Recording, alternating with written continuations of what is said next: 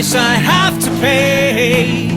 Gotta read between the lines, there is no rest and no release till I solve the case. Gotta save my face.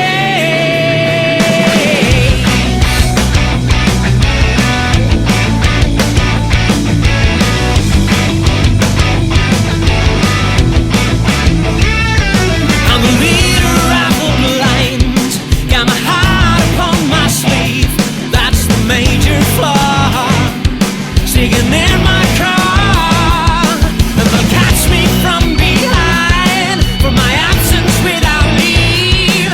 They will come when we're asleep, but I don't care, 'cause tonight we belong. Now we live, not just survive. Drinking time, talking songs.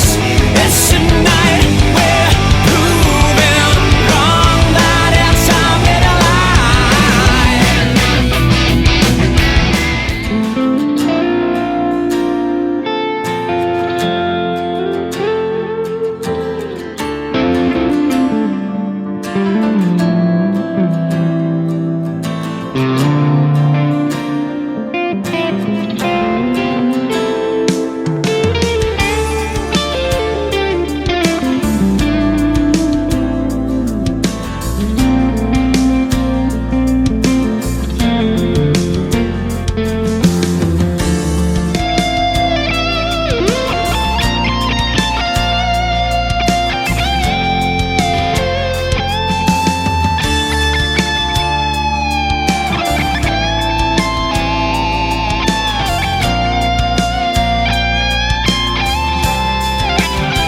And hello!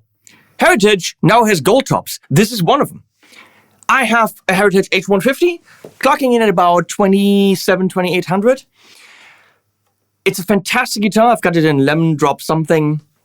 It is the modern Heritage, I would say. Definitely very compressed, very thick, amazing for those modern single cut sounds. And I think we can probably call these Les Pauls, since Heritage has the okay from Gibson, who then sued them over it for not having the okay, but actually they did. They sued back. Lots of suing. What the crap. This is clearly the brand you buy if you don't want to support buttholes. Hello, Gibson, you buttholes. Good people. So buy from the good people who make them in the factory where they used to make them. This is, you want to go authentic? This is fucking more authentic than the authentic brand. But okay, I digress. So, H150, great guitar. Then I have the Custom Core Artisan Aged. Beautiful top, absolutely amazing guitar. A little bit more subtle, less compressed, more open, a little bit more rounded off, definitely more classic.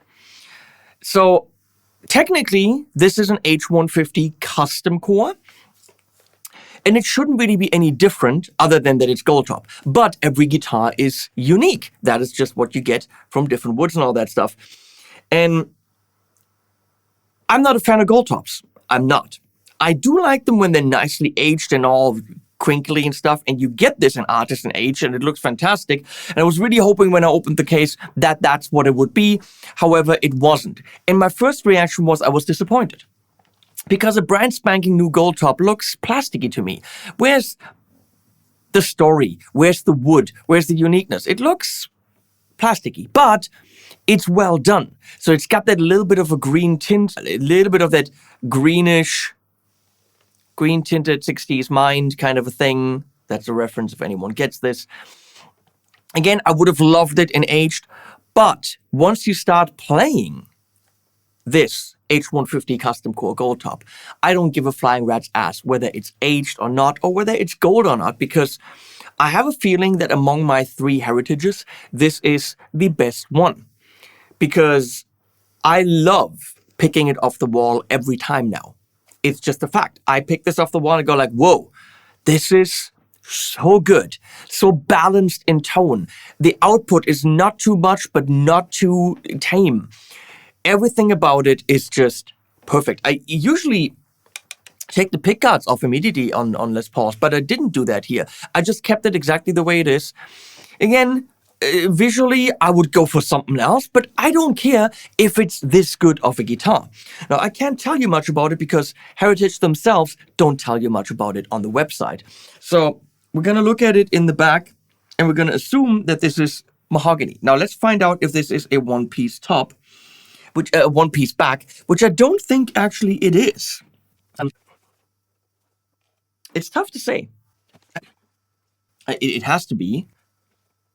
I don't see any place where there could be a seam or a glue spot. Also, maybe it is a one-piece thing. I mean, obviously, this is all traditional. You know, here, there's no volute. I don't know why they do that. Authentic and traditional, all good. But we do not really hear of Heritage headstock breaks. We do hear a lot of, let's not go there. The binding is ickily yellow, as if it's been somewhere where someone smokes for a long time. Then again, these are brand spanking new, so that doesn't quite fit, but I don't really care. What's the hardware? I don't know. Doesn't say on the website. These say Heritage. Who makes them? I don't know. Made in the US, I can tell you that. On the website, it says 225 pickups. They make their own. Now you can say, yeah, but it's got to have Seymour Duncan and blah, blah, blah, and, you know, Heusel, but this is what matters. So they make their own, and they make them well. Apparently, on top of the mahogany, there is a plain top maple for tone, whether you believe that or not. Yeah, idiots who don't believe that. So mahogany, maple, 4 of these, 2 of these, 3 of these, 6 of these. You know what this is. Of course, comes in a beautiful leather Heritage case, which leaves us to show you the sounds I talked about, the ones that bring me back to this guitar over and over. Again, visually, I would probably play my Artisan aged custom core more often. Tonally, playability.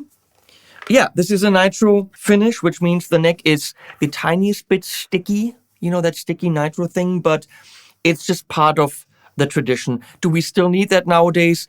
You guys will buy it when it says nitro more than when it says something else. So they go with it. It's also, again, tradition. So we have a Rev D25 on the floor in clean, which is going into the aux with a 412 Greenberg loaded cab. For some space, we have the RE201 Galaxy from UA there, delay and reverb, nice tape delay, and the Volta 1987 for some drive, which gives you all the Marshalls you freaking want. And here we go on the neck pickup.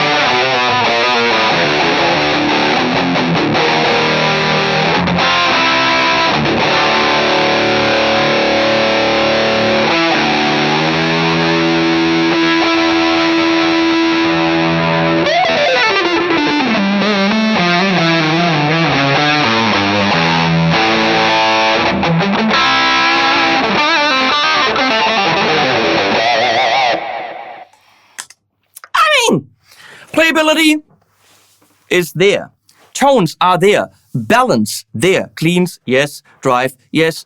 Put this into a massively heavy amp, not a mid-pushed 80s thing into a clean. It's all there. This is one of the finest examples of a single cut you can buy nowadays. Does it set you back quite a pretty penny? Yes, it does. This clocks in, because it is a custom core, anywhere between, I'm going to say in Europe, 4,500 to 5 grand. At that price point, you can expect the best quality and the nicest tones and also good customer support. Heritage delivers that. The other company, when the paint falls off, they'll blame you. When the inlays fall out, which happens, they'll blame you and not fix it. And you have to go to a luthier and fork over money to get it fixed. It's ridiculous what the other company gets away with because they've got the logo. Screw the other company. Buy the company that makes them where they're supposed to be made by the people that's supposed to make them.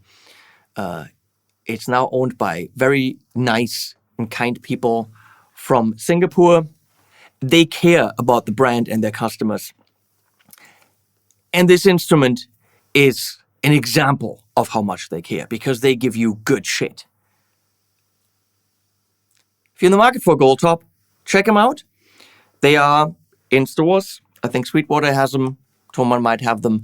I'm pretty sure they're going to go fast because they are fantastic. Well, this one is. Again, they're all different. You might want to go to a store, get a couple out of the warehouse, and go home with the one that really speaks to you. This one, even though it's not aged and I was a little bit disappointed, it speaks to me. I'm not going to let it go. Thank you, Heritage. They didn't pay for this video, but this guitar will stay here and you're going to see it as you have in many videos to come. Please support the channel with likes and subscribes. That absolutely does help. Trust me, these companies come to us because of numbers. Metrics count, analytics count. They don't count to me and not you. We're friends. We don't need this. You know, we're going to be together forever. But to them, numbers matter. So please support the numbers. Leave a like, leave a subscribe and all that. I'll leave links and animals at the end.